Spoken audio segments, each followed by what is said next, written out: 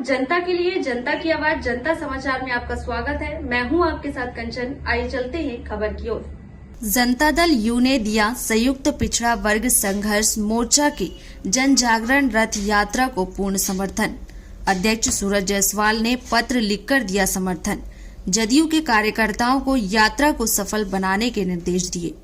आज पत्रकारों से चर्चा करते हुए जदयू प्रदेश अध्यक्ष सूरज जायसवाल ने कहा कि पिछड़ा वर्ग संयुक्त संघर्ष मोर्चा प्रदेश द्वारा 4 फरवरी से चरणबद्ध द्वारा सागर, जबलपुर, शहडोल, रीवा संभाग में सामाजिक जनजागरण यात्रा का आयोजन किया जा रहा है, जिसका शुभारंभ नरसिंहपुर जिले से किया जा रहा है। हम सभी इस बात से अवगत हैं और पीड़ित हैं कि मध्य प्रदेश में सबसे ज्यादा सामाजिक अन्याय पिछड़ा वर्ग, हरिजन, आदिवासी वर्ग के साथ किया जा रहा है। वर्तमान में देश में सबसे कम पिछड़े वर्ग को अगर आरक्षण कहीं मिल रहा है तो वह मध्य प्रदेश है। कानूनी दांवपेच के चलते संविधान में दिए हुए प्रावधान के तहत 27% आरक्षण से भी हम वंचित हो गए हैं। यह तब तक संभव नहीं जब तक जातिगत जनगणना ना हो। हम आभारी हैं बिहार के सम्मानीय मुख्यमंत्री नीतीश कुमार जी के कि उन्होंने बिहार में जातिगत गणना करवाने की शुरुआत की, साथ ही पूरे देश के राज्यों को जातिगत जनगणना के रास्ते खोल दिए। यह जनता दल यू का ही प्रयास था कि उन्होंने केंद्र को इस बात के लिए मजबूर कर दिया कि जातिगत जनगणना का विषय सिर्फ केंद्र का विषय न रह जाए। मजबूर होकर केंद्र सरकार को राज्यों को जातिगत जनगणना करवाने का अधिकार देना पड़ा।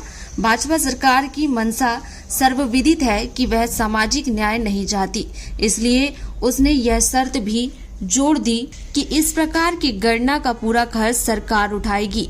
बिहार जैसा राज्य जो कि आर्थिक संसाधनों में मध्य प्रदेश से काफी पीछे है, वह जनगणना करवा सकता है, तो मध्य प्रदेश में जातिगत जनगणना क्यों नहीं हो सकती।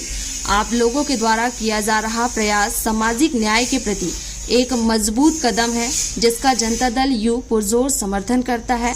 हम आपसे निवेदन करते हैं कि इस यात्रा में शराबबंदी एवं महिला सशक्तिकरण हेतु सरकारी नौकरियों में बिहार की तर्ज पर महिलाओं को 35% का आरक्षण भी दिया जाना शामिल किया जाए।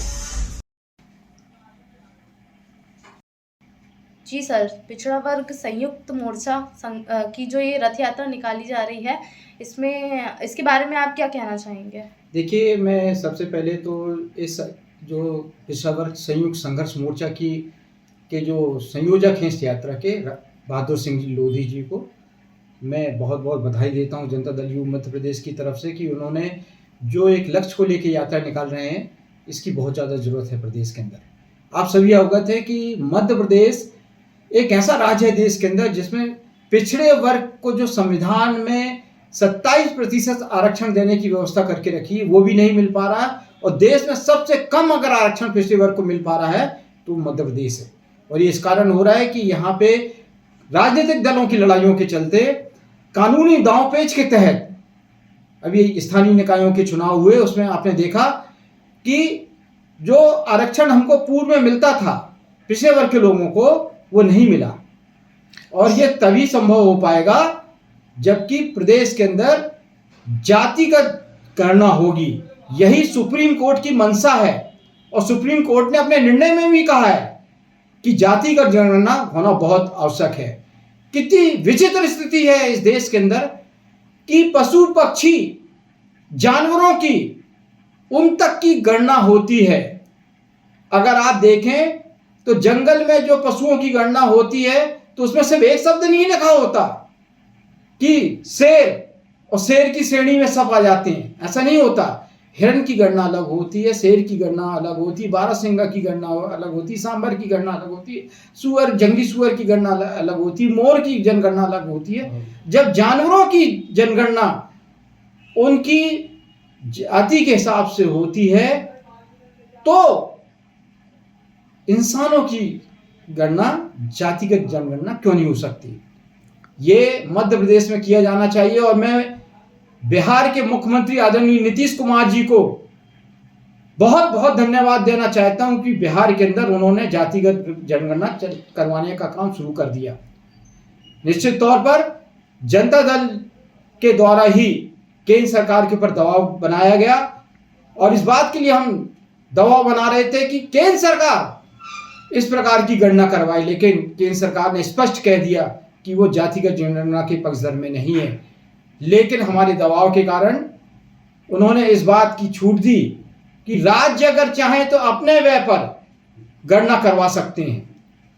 इसी बात को लेकर आज बिहार के अंदर एक क्रांतिकारी कदम उठाया गया, जो सन 1931 के बाद आज तक इस देश के अंदर नहीं हुआ। जातिगत जनगणना वो बिहार में चालू कर दी, जिसके लिए हम आदरणीय नीतीश कुमार जी के बहुत बहुत आभारी हैं। और हम मांग करते हैं कि मध्य प्रदेश में भी जिस प्रकार सर्वदलीय लोगों ने नीतीश जी के नेतृत्व में वहां पे विधानसभा में पारित किया कि जातिगत जनगणना हो, मध्य प्रदेश में भी यहां पर सभी राजनीतिक दलों को एकमतन होकर सामाजिक न्याय के लिए उनको जातिगत जनगणना करवाई जानी चाहिए। जिस बात को लेकर जन जागरण बात हो, इस बात को लेकर जो रथ यात्रा निकाली जा रही है उसको जनता दल यू ने पुरजोर समर्थन दिया है। मैंने पत्र लिखकर आदरणीय जो इस रथ यात्रा के संयोजक हैं बहादुर सिंह लोधी जी और राजकुमार सिंह जी को मैंने पत्र लिखकर उन्हें